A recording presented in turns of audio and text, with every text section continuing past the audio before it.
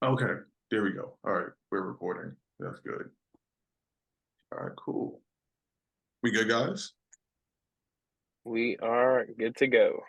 Cool. Hello. Hi. Hey, all right, cool. Welcome to episode 33 of the Pit Box Podcast. We are back yet again with another guest. We think you'll find her story extremely interesting on how she got started in the racing. As you guys know, not everybody's journey is exactly the same. And this is one of those examples of you should always live out your dream. Don't let your dreams just remain dreams because you never know what can come from it. Now, introducing our guest, Flann. How you feeling today? Feeling great. Thank you. Thank you for having me. Of course, of course. We met through a mutual friend. He's actually your photographer. Yep. Another Chris, obviously not the Chris right here. Not me. Yeah, not that Chris, but our other friend Chris, who's a pretty good photographer, I'll say. Um, I saw you on his Instagram, and then he mentioned maybe it'd be worth having you on the show. And I was Yeah. like, yeah, okay. I mean, I'll talk to anybody. And then after the conversation we had, I was like, okay, all right. I think we have something here. And I think you guys see that too. Mary, how you feeling over there? I'm good. My cat is on the bed with me right now, so you may see a guest appearance. Yeah, But yeah, yeah, yeah. so far life is good. I'm excited for this one. All right, cool. Well, you want to tell us how you got started in the motorsports and how you've arrived at this point so far? Please. Absolutely. Absolutely. And I get that question a lot, obviously. I have always loved cars since I can remember. 4 years old, started collecting them and always never followed racing except for some reason. When I was maybe 8 to 10, I used to watch the Indy 500. Maybe it was raining that day. I don't know.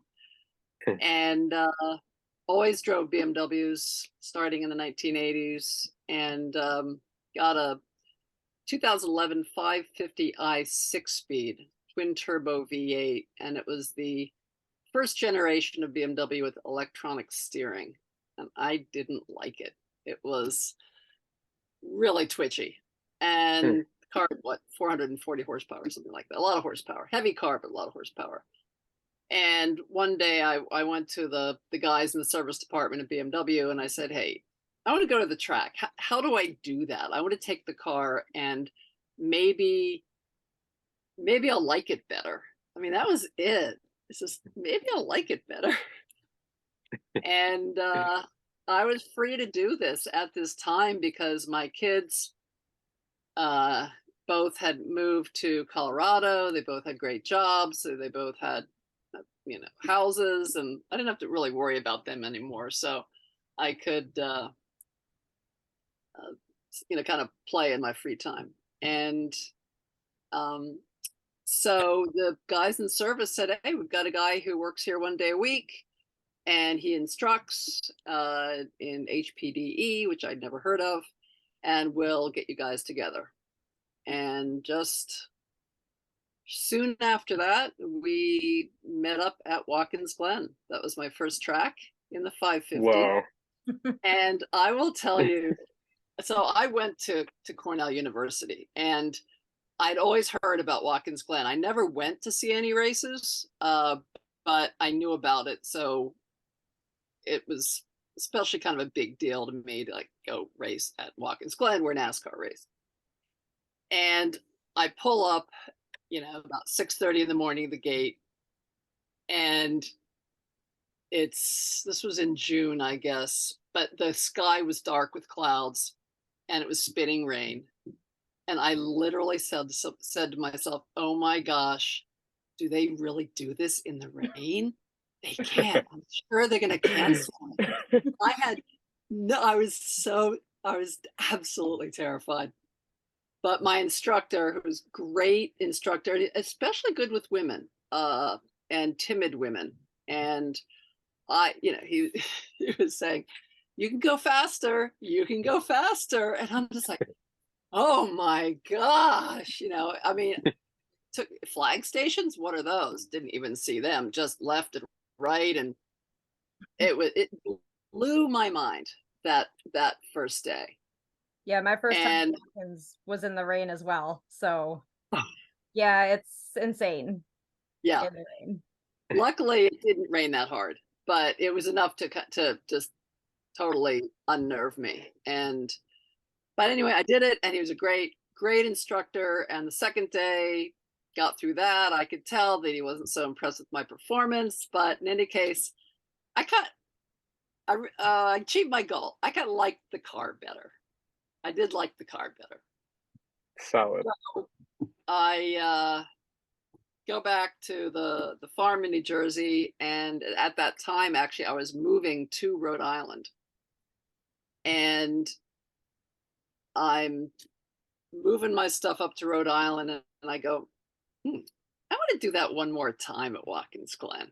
Just, just because, just curious. And I had another old sedan, a 2007 530 XI 6-speed, fabulous car in snow and ice. But that's what I was driving when I arranged for a track day with NASA, and that same, and a different instructor. And the weather was beautiful, August. First day was great, and the second day, he soloed me at lunch. Probably because I was going so slow, there is no way I'd get into any trouble, right? Because I clearly had no idea what I was doing. Wow. But that triggered something in me. And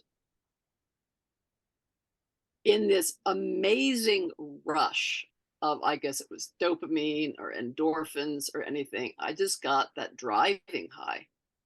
And it was intense. I've never felt anything like that in my life. And it went on for days and weeks. It just didn't stop. It literally took over my body, that kind of driver's high. And that high has had a journey throughout the last couple of years. And so then, fine, moved to Rhode Island, and I'm back at Watkins Glen in April. I think it was snowing, and then I was at Lime Rock about 2 weeks after that. This is back in the 550, and the car is really heavy, and I boiled the brakes because there was stock brake fluid, stock pads, everything. Boiled the brakes coming down the downhill, and no brakes. So I'm there in the paddock, and the head instructor there said, Flann, if you're going to keep, and he was my instructor when I got that high at Watkins Glen the previous August. And he said, Flann, if you're going to keep doing this, you need to get a different car. I said, what should I get? He said, get an M2 or a Cayman. So I wasn't going to get the Porsche because my sister would never talk to me again because her ex-husband drove Porsches. And I'd always driven BMWs, and I trusted their balance. So walked in the dealer and ordered an M2, and it was there 5 weeks later, just enough time for me to get about 1,500 miles on the odometer and head back to Lime Rock. And then I kept at it. Even during COVID, I kept driving as many track days as I could. I did the BMW M school in Thermal, California, which was a blast. I actually took my kids there to say that, hey, this is mom's new hobby. And then during COVID, because you couldn't have in-car instruction, I was getting slower. Like I knew that my driving was not improving. It was getting worse. I didn't know what, but I knew I could feel it. And I got it was pretty frustrating. But when I did have an instructor in the car, I just automatically said, especially when I was an intermediate, I think I want to go racing. So instruct me as if because I'm going to go racing. Like, I didn't know why I said it. I just said it. I just think I want to go racing. I didn't want to go instruct. I figured once you get to advanced, right, you're either going to instruct typically, or you're going to race. And I didn't want to be right seat without any control. So, but I also thought I've got a pretty low boredom threshold, and I thought that racing would keep me challenged for a long time. So as much as I do love to teach, which I also do, but so I was in Colorado in January visiting my kids, and I reached out to BMW Club Racing. I said, I want to go racing. This is during COVID, 2020. I want to go racing. What car should I get? And they said, get an E46 and race in spec E46 because it's the new growing class. The car isn't that old, as old as the E36 and the E30. So I went to Marketplace. I found one. It was in Raleigh, North Carolina. BMW said, oh, the head of spec E46 for club racing lives in Raleigh. He test drove the car. I wired money to him and then he went to the used car lot and bought the car. That's something. All this fabulous shipper who's got and found a shipper. What's the guy's name? Oh my God, he is such a hoot. And from the deep south, and had the car delivered to Autosport Fab in Connecticut. Because he was, he reached out to me, and I was trying to find, okay, who's going to build a car for me? So found Peter Glue from Autosport Fab and had the car shipped there, and that was in February, and he delivered it to Watkins Glen in August for my first shakedown of the car. And as I had signed up for the race school I guess it was in October, and then my first race, full race weekend. I forget when the race school was. Maybe it was August, September. I don't remember, but the race was in October. So that was my first race. And then I was toying with, for some reason, I guess because when the car was right after I delivered it to Watkins Glen, I normally went out every summer to see my kids in Colorado, but I couldn't fly because it was COVID. So I said, I'll just take the car with me and maybe stop at tracks on the way. I had a 24-foot trailer at the time. Good idea. I never RV'd. I got coolers, put them in the back of the truck. I slept on the floor of the trailer between the bumper of the car and the cabinets. Stopped at Campgrounds of America. Yep, do what you gotta do. With a gas, Coleman stove. And got to Denver and camped out at the beautiful RV park there in their big, I think the 5 square mile park in the city of Denver. Camped there for 2 weeks. Friends came and visited me, and I cooked for them. I said, this is fun. And headed back east after 2 weeks and went, that was kind of fun.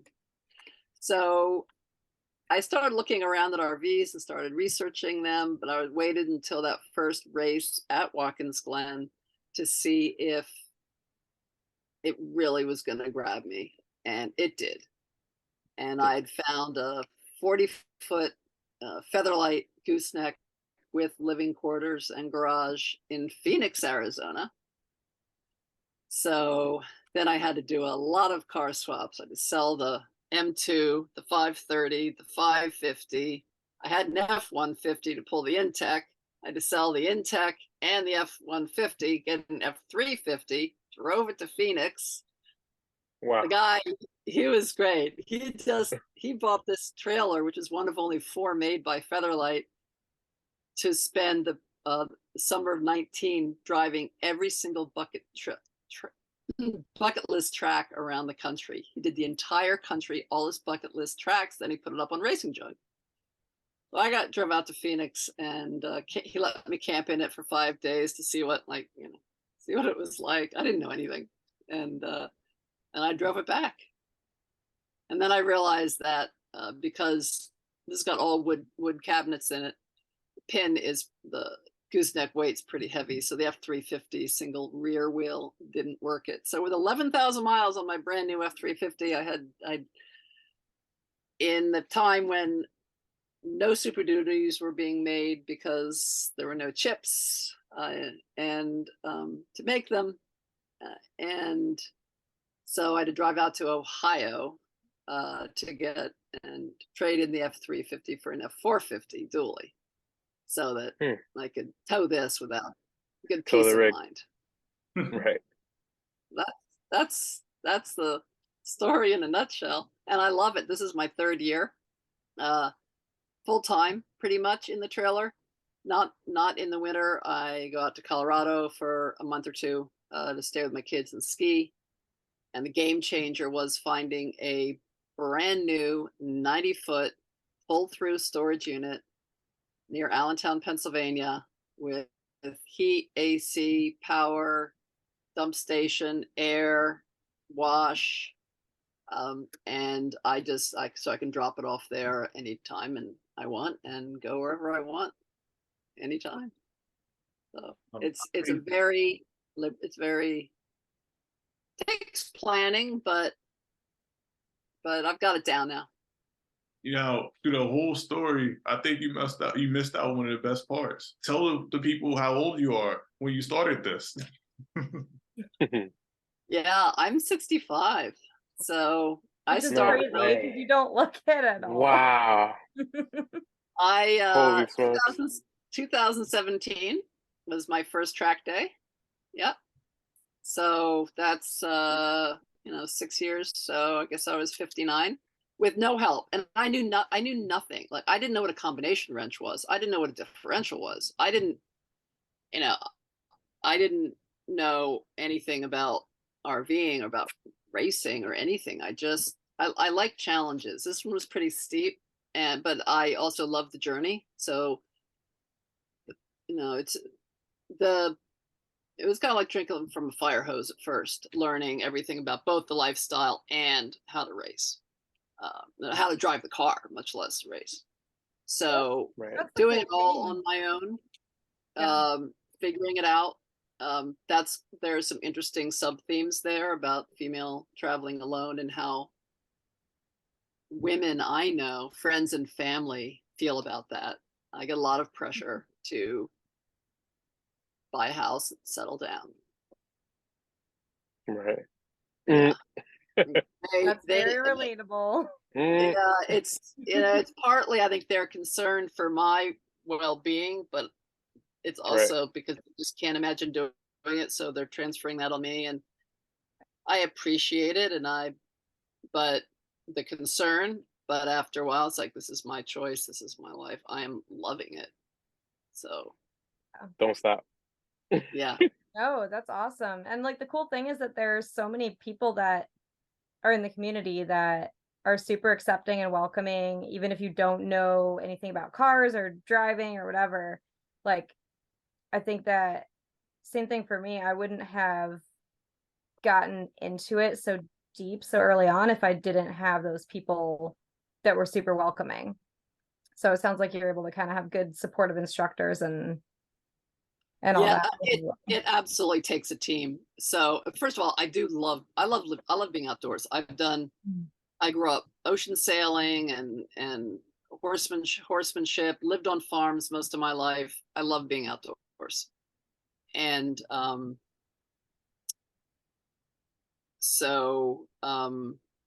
what did you just say? I forgot what I was just the gonna say. people that are involved in kind of Yeah, you get okay. getting you passionate about it.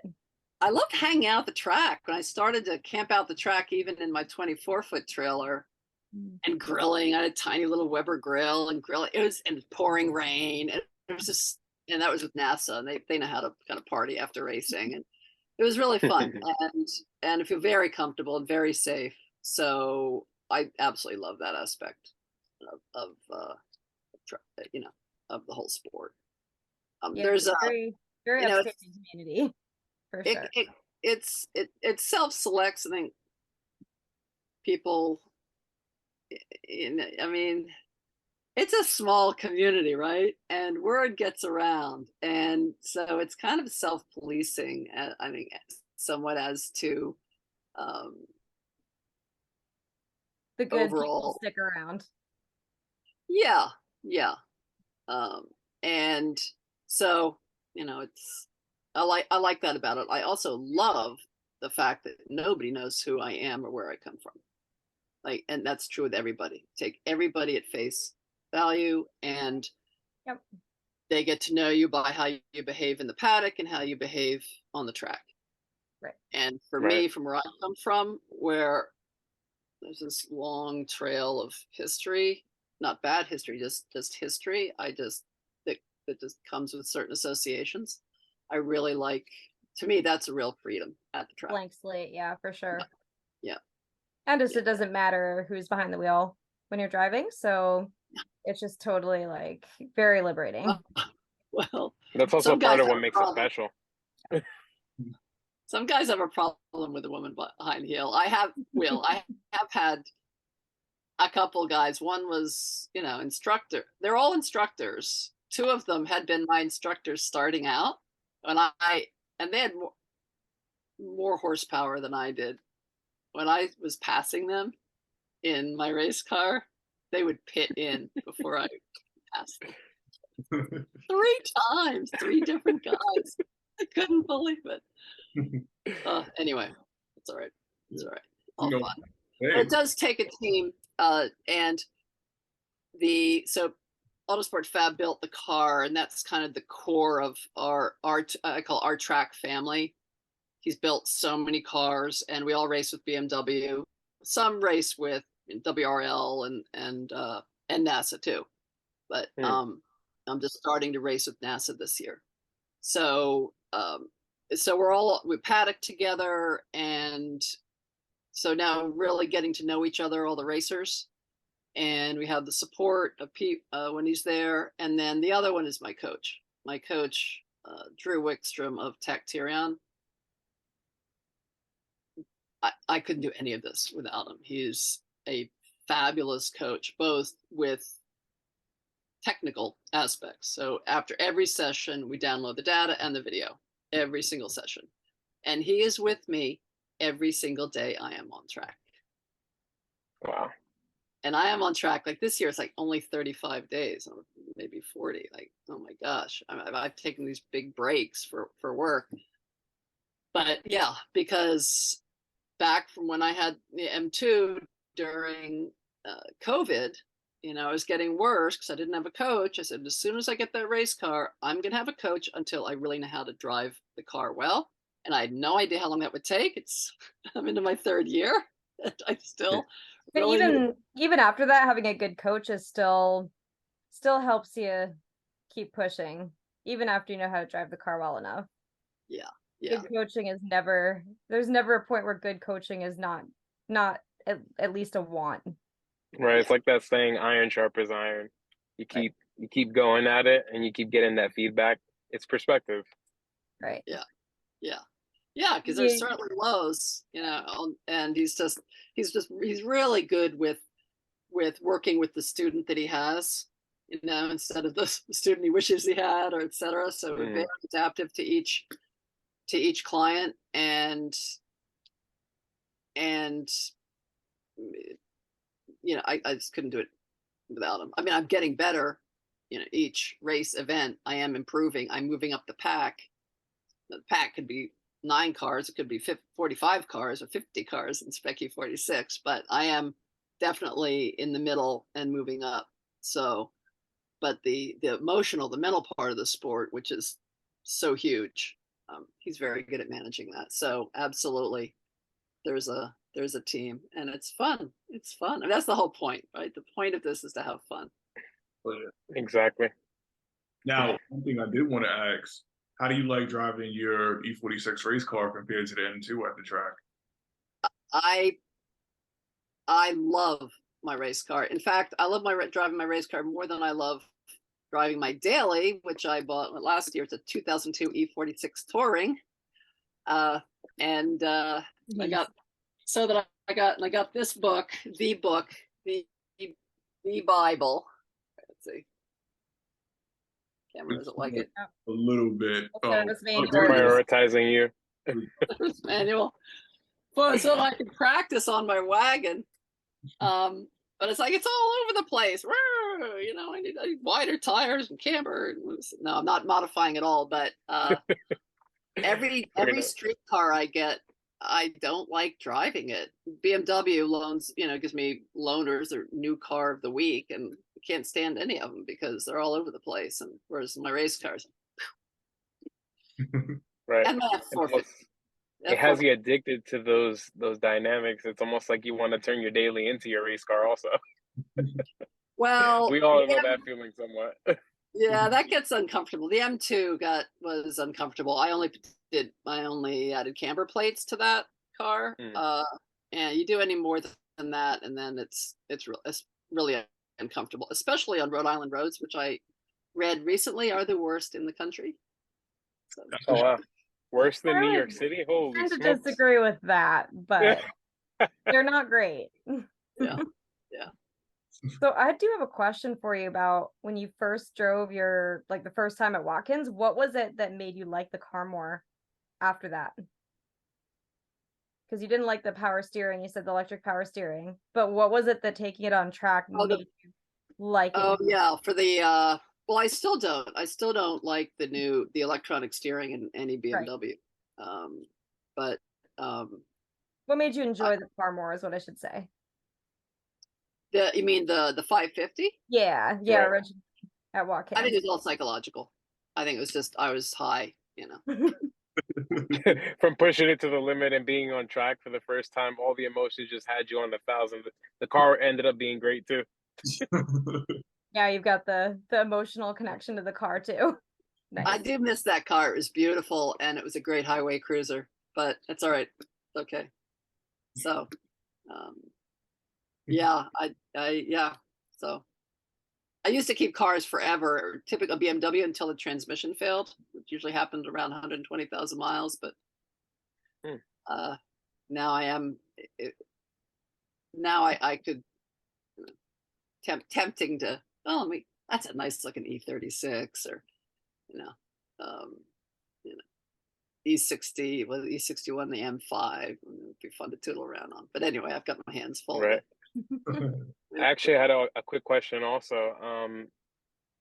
From transitioning from the M2, which was obviously more of a street car, to inquiring with BMW and finding out, hey, what's the next platform that I should be chasing in order to take myself to the next level? Would you find to be like the hardest portion of that transition?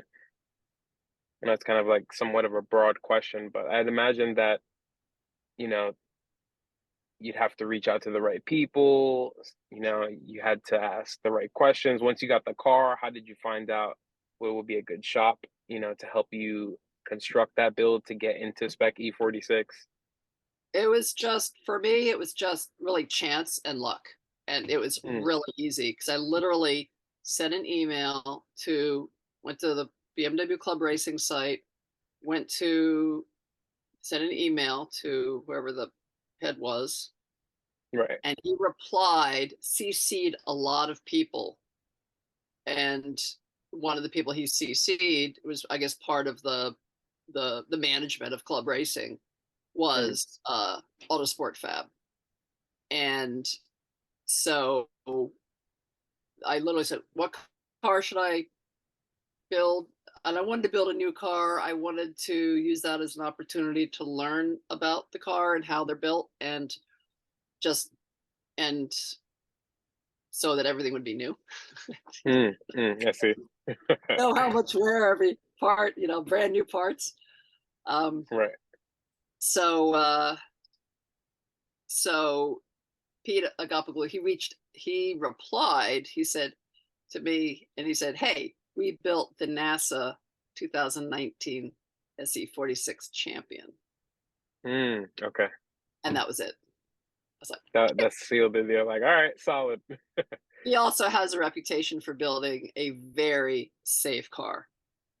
Very, very good cage and very safe cars. And that I've got kids, so that's for their sake. Absolutely, that's top priority. For their sake, there are other good builders out there, but it was really just luck that made it really easy. I literally just, I found the car quickly on Facebook Marketplace and just Googled for shippers and found this guy, Garth.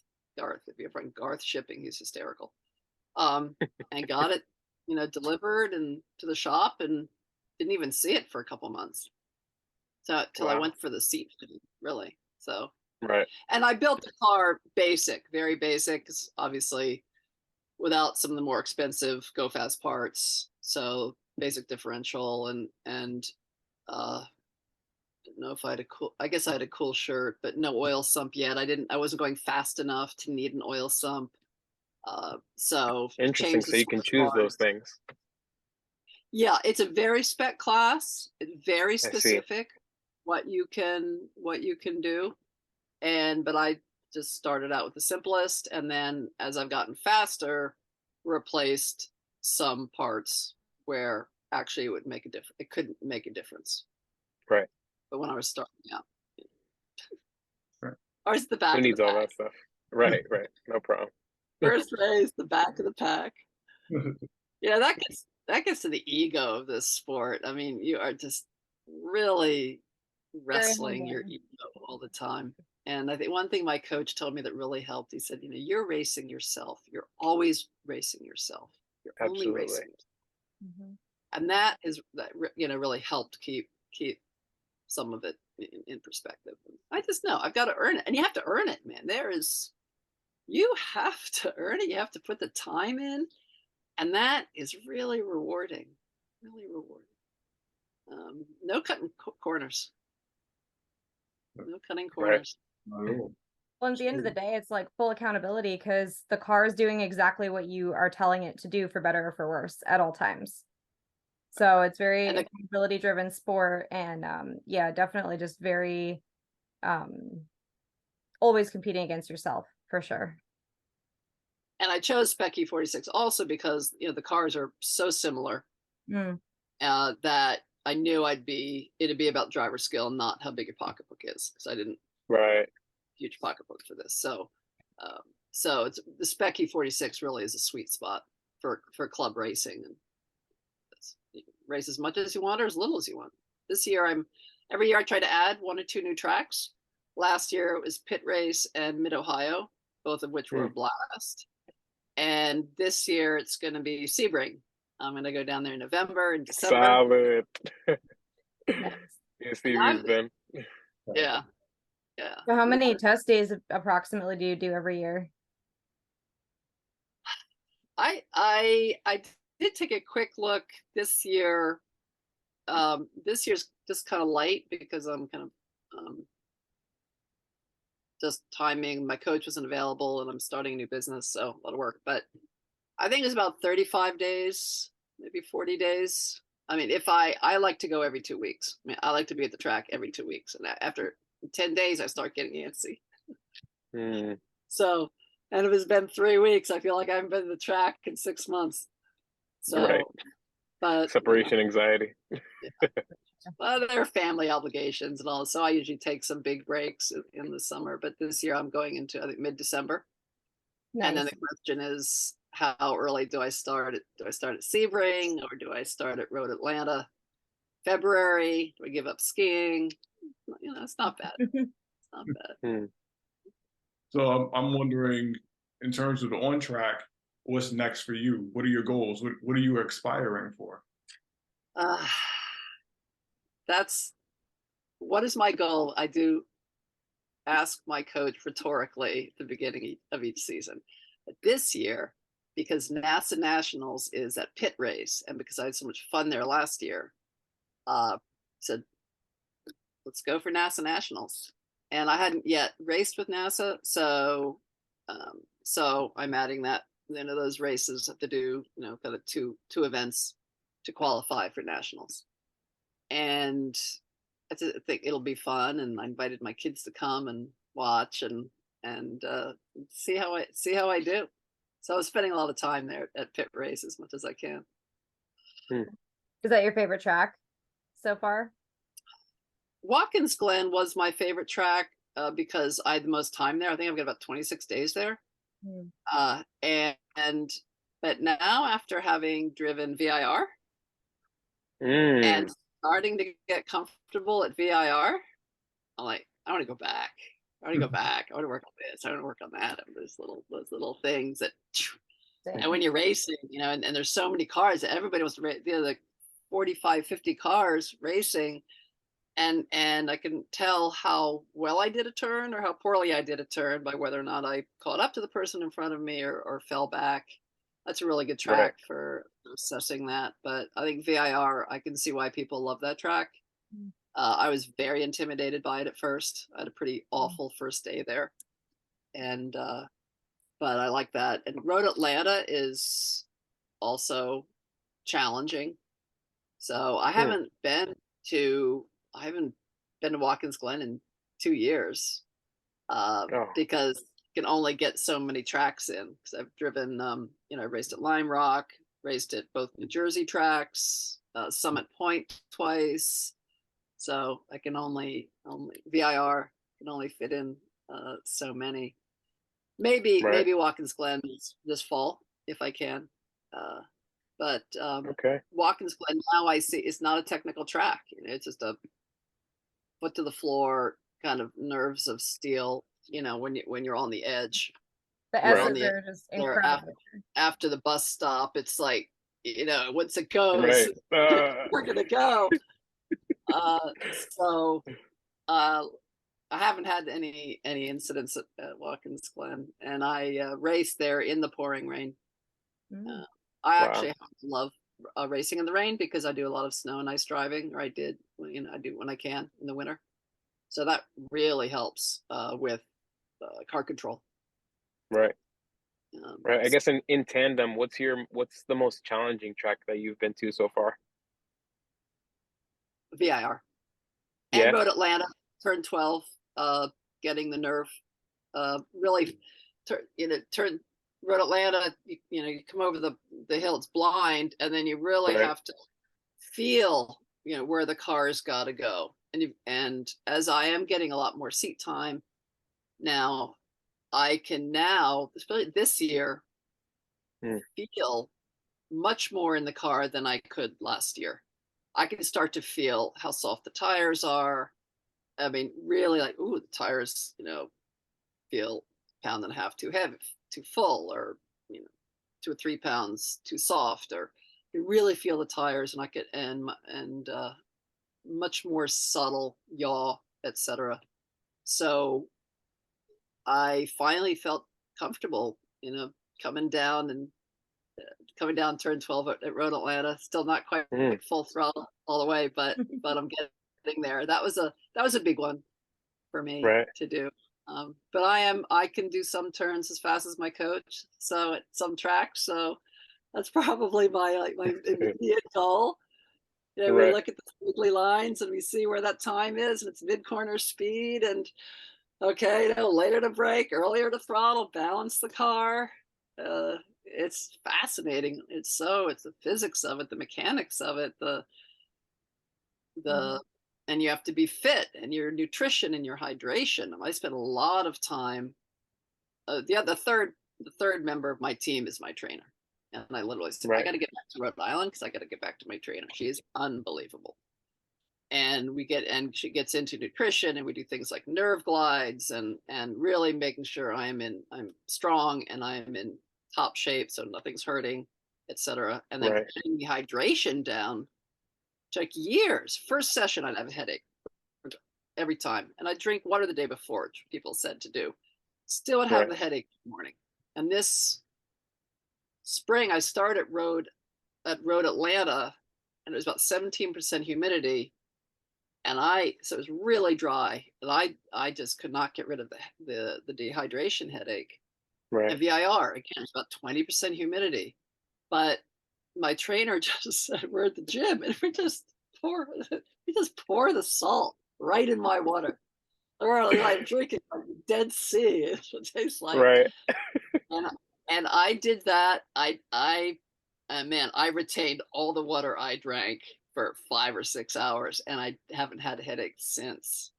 When I front load the day before with a lot of salt, and keep salt. And I had, electrolytes that you can buy, liquid IV, etc. But that wasn't, I don't know, maybe it's just doing it really heavy the day before when I'm hauling down to the track. Right. And that's made a big difference in the dehydration headache, because any distraction like that takes, it's going to take away from your performance. Absolutely. And your Well, focus. Yeah, and people Yeah. people underestimate how physical of a sport it is, for sure.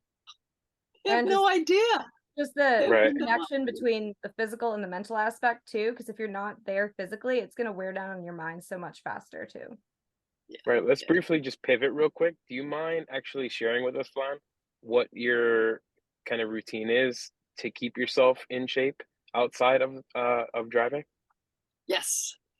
So I work with my trainer twice a week, and it's weight training, range of motion. That's why we're getting into the neurophysiology now. So make sure I have good range of motion. But and I also work with a body worker, basically a chiropractor who does things like dry needling to any, like, this shoulder was permanently forward, I guess, from shoulder bags, right, for decades. And the dry needling actually got it to go back in its proper form.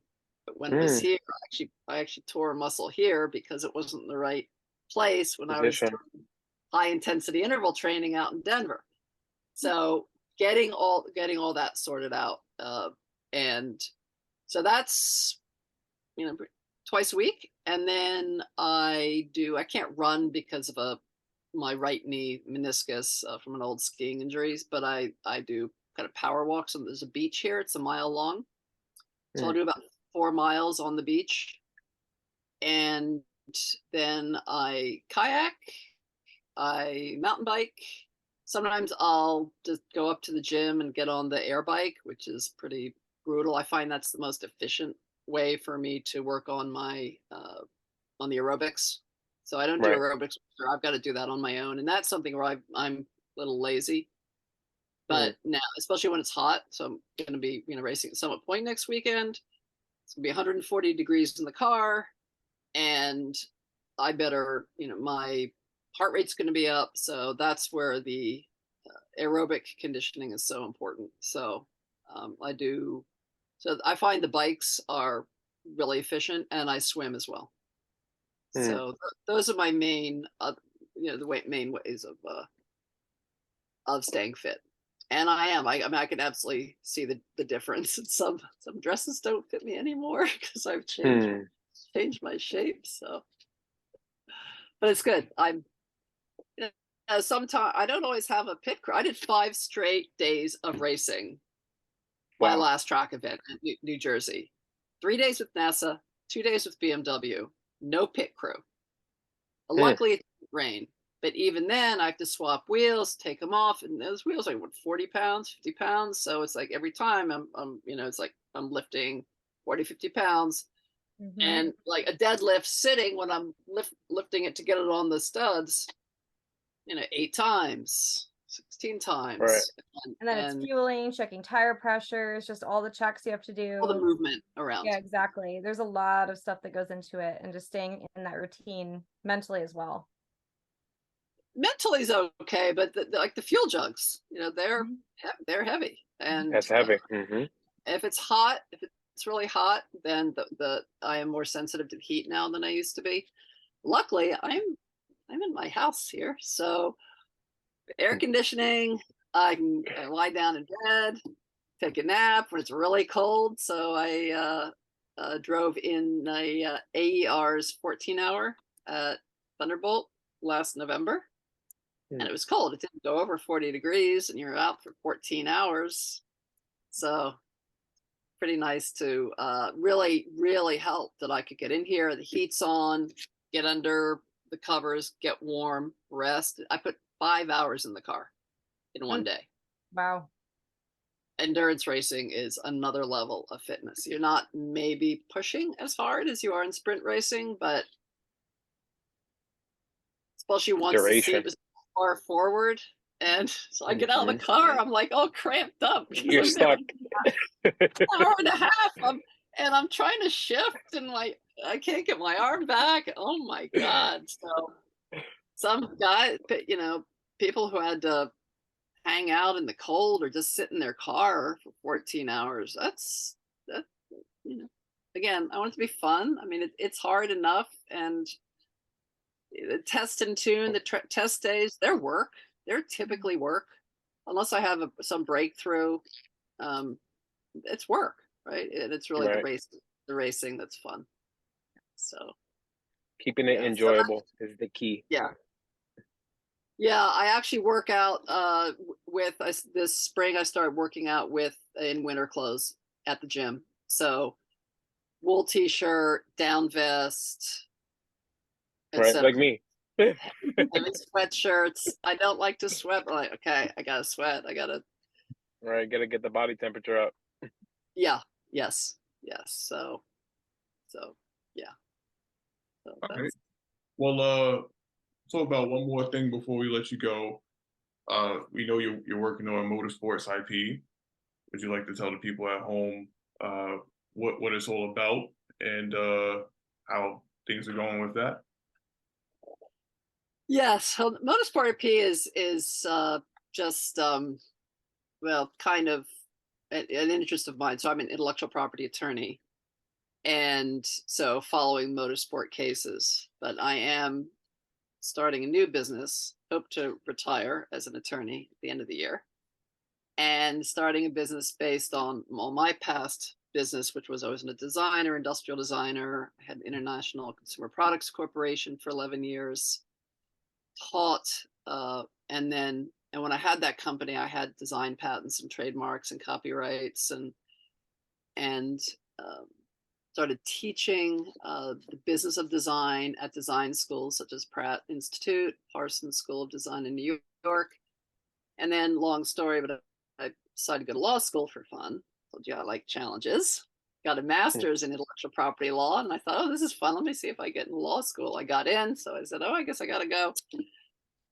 Got my JD and ended up getting clients. I really wanted to teach law, but there weren't any online, but there weren't any really good platforms then. And with COVID, there are some great teaching platforms now. So the new business is actually called Get Traction, and it is very specific. It's design, law, and licensing, targeted pretty much for industrial designers. But the leading character is my race car, Frankie. And I am actually having the hood rewrapped this month to put the new logo on.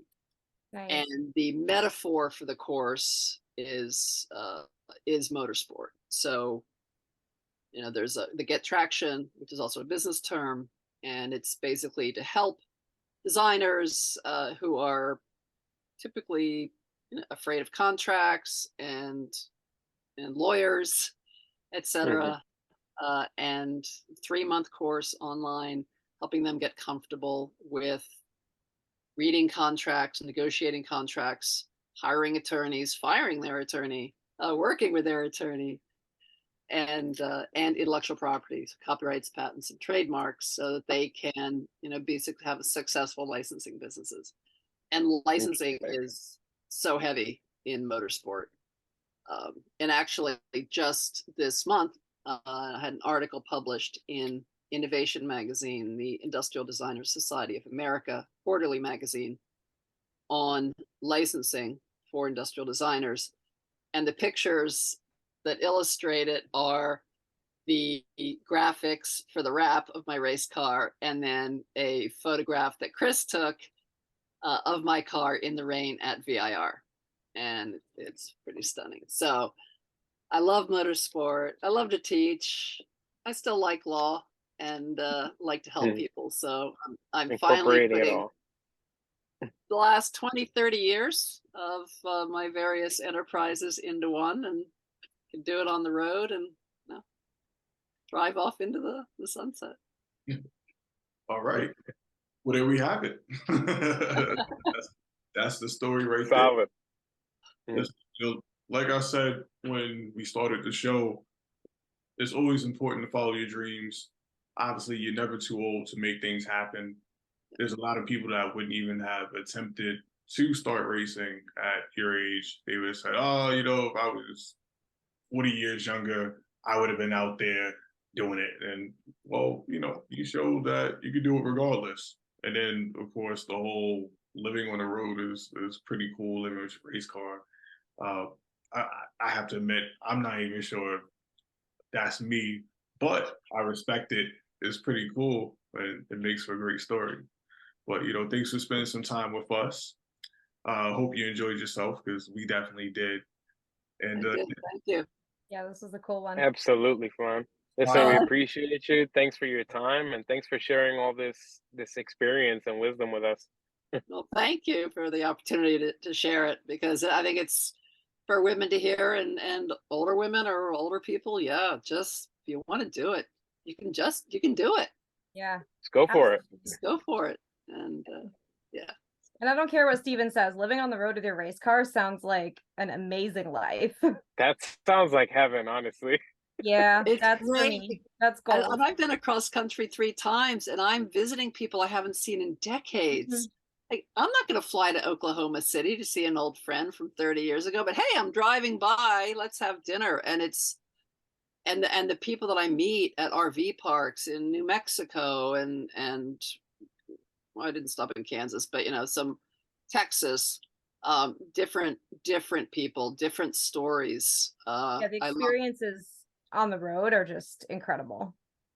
yeah, just hearing people's stories from very different backgrounds has been really rewarding. So that's been a big plus. Very cool. all right, well, there we go. Thanks for listening, guys. We'll catch you on the next one. Thanks. Bye. Take care. Thank you.